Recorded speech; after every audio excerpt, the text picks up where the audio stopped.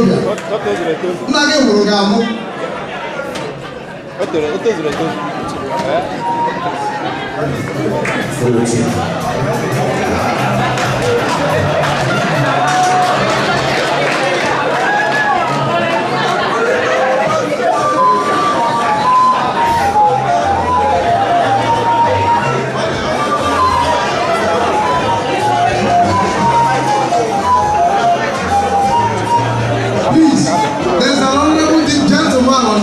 Among us here,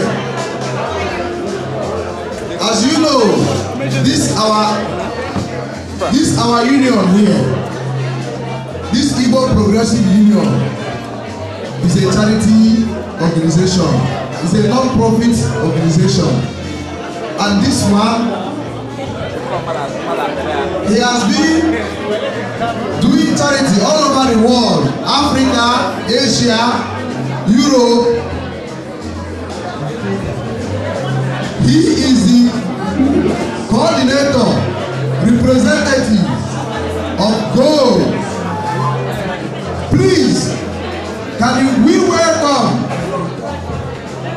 Mr. Roland Scully? Please, can you come on behind him, Mr. Roland Scully? Give him a round of applause.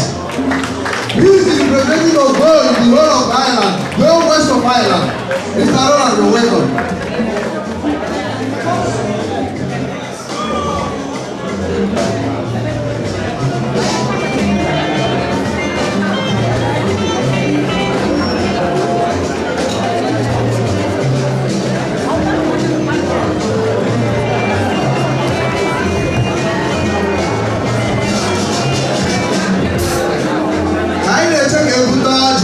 Ndị oche banye anyị egwu biko.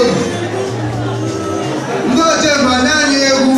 Unu gwara anyị kọrọ unu ga-akụgide egwu ebe onye ụlọ agbara anyị. GALWAY, kwenu! GALWAY, kwenu! Oje baba kago, ndị isi ọkanga.